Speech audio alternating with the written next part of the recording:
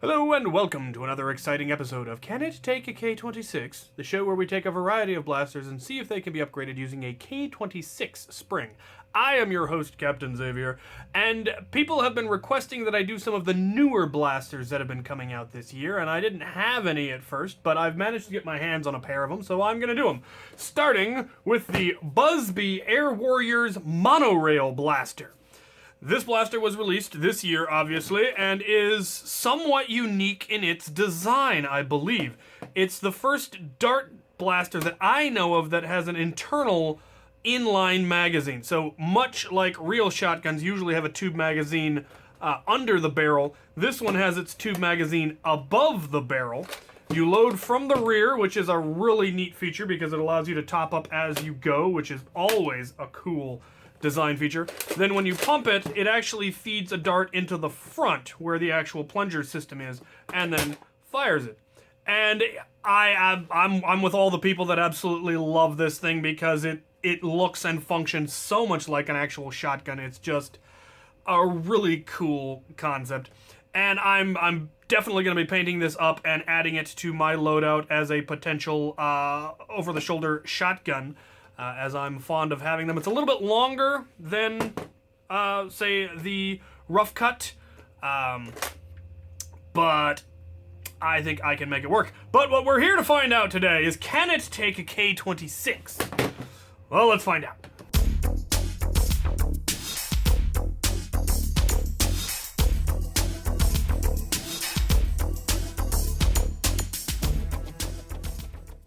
Alright, well they very much did not design this blaster to be opened or modded. It's got the usual attached barrel section and the clear, I don't even know what this is supposed to really represent, allows you to see the darts on the inside, is solvent welded in 2 out of 4 spots, which is just annoying and unnecessary.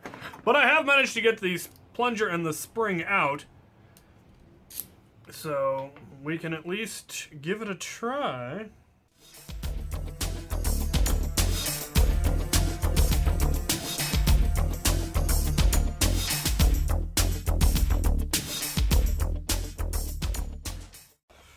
Well, ladies and gentlemen, you know how much I like being pleasantly surprised, and here we go again. The Monorail can take a K26 and seems to take it just fine.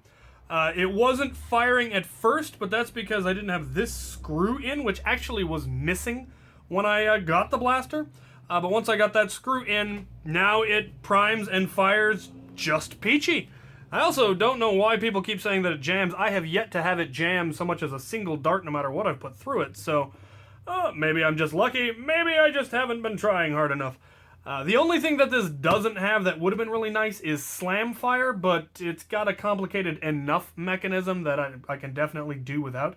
Plus, I don't know that any Busbee blasters have slam fire, so other than that, I really like this. I'm definitely going to paint this up in my colors and add it to my general arsenal.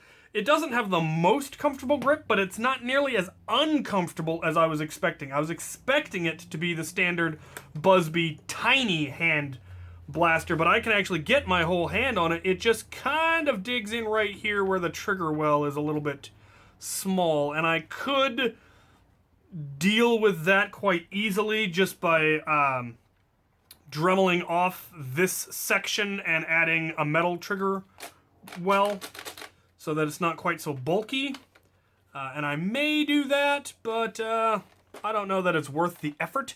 I really like the look and feel of this blaster, and I definitely love the power that it has with a K26. So there you have it, the Monorail. Yes, on to the next contestant. Our next contestant is the Nerf Raptorstrike. The Raptorstrike was released in 2017 as part of the AccuStrike series, and was the first AccuStrike blaster to accept Nerf magazines. It came with a pair of 6-round magazines with angled bottoms that are white on one side, clear on the other. It has a dart holder in the stock, which is a nice feature. We know how so many of us seem to love having that feature, and the general lines of the blaster are very, very svelte, and it has an almost gear up paint job to it. And I really would love to get my hands on one of these and paint up the back in black so that it would match my color scheme better. Replace this light gray and the white with black, leave the dark gray, and I would essentially have a gear-up Raptorstrike, and that is just magnificent.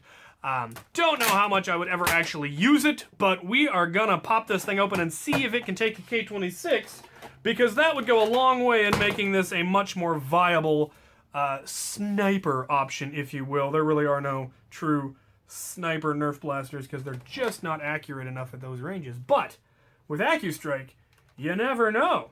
Now, the downside is I am borrowing this from the Nerf Curator, and he already put the priming handle on.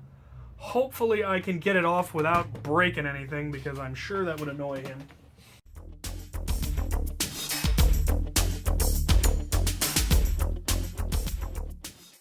Well, unfortunately, this one's also not particularly easy to get open once these are on.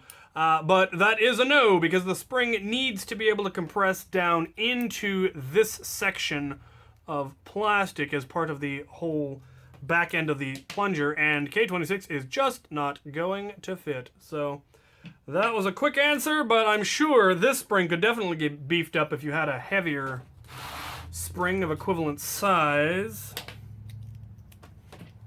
It's kind of a unusually narrow spring, though.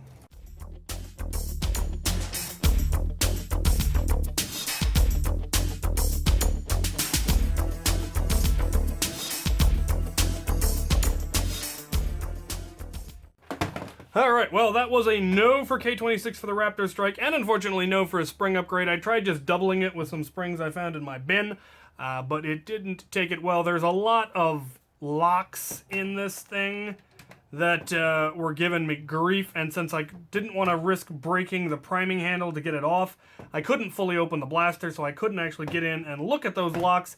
It would probably be a lot easier to modify if you could take the various locks out, and if you had an appropriate, spring for it. It's an unusually long spring and unusually small diameter, so it's probably something that somebody has probably already come up with a perfectly good upgrade spring for this. I haven't looked into it because I didn't have one, but I'm sure it could take a spring upgrade. Right, let's recap.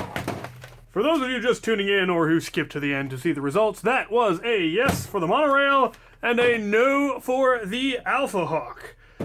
Neither of these were easy to get open, though with a little bit more effort I'm sure they could be. You'd have to possibly boil off the solvent welds or just try to crack them or cut them or something, and then you'd have to glue it back together when you were done or add additional screws, whichever. And this one, if you just don't have the priming handle on, it's easy to get open, but other than that, I was somewhat surprised by the result on the Monorail. I was kind of expecting its internals to be too finicky for it, but the actual priming and catch mechanism are as solid as they are in any of the recent Busbee blasters. All of the finicky stuff is up above and is completely fairly independent from the actual firing and priming mech. The dart falls down up in front, so it's not going to get in the way of the actual prime and any of that. It's not too heavy to be uncomfortable or difficult, and it primes and fires just fine. Couldn't tell you how long it's going to last. Putting K26 in anything will eventually break it, but the catch mechanisms in these Busbee blasters are fairly robust. This one didn't surprise me at all because none of the Nerf clip system blasters have been able to take K26 just because of the way the catch mechanism works. And this one particularly so because it kind of feels like it's got extra locks in it, plus it's got all this dead space between where the actual magazine is and all of that, which probably isn't helping. But it could definitely take a spring upgrade if you had the right spring. I wasn't able to find one that worked. I'm sure somebody out there is already selling one. And if I ever get my hands on one of these, I will almost certainly look into getting that because I really like the look of this. The other option is shove an XBZ in it. This would make a fairly good XBZ. I think it's wide enough you could easily fit one in there if you took out all of the stuff. And then mounted a pump down here where people usually do on the thumb hole stock area. You could probably do it without even losing your rear magazine holder. If you used a small enough dual stroke bike pump, you could fit it right here.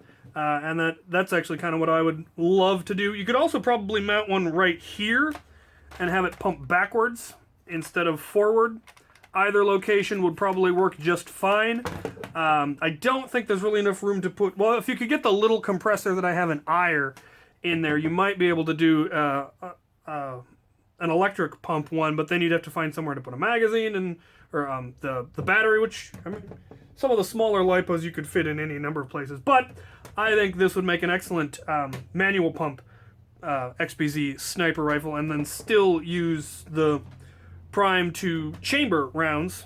You just put it in a brass breech, and you could make a fairly decent blaster out of this. I think that's what I'll do if I ever get my hands on one, probably. So there you have it. There's this episode. If you have any blasters you'd like to see, let me know. I don't have many of the new blasters, and I may or may not try to get my hands on them. I would like to get a Thermal Hunter, and there's a couple of other ones out there that came out that I wouldn't mind getting my hands on. I just need to swing out to a Kmart before they all close on me.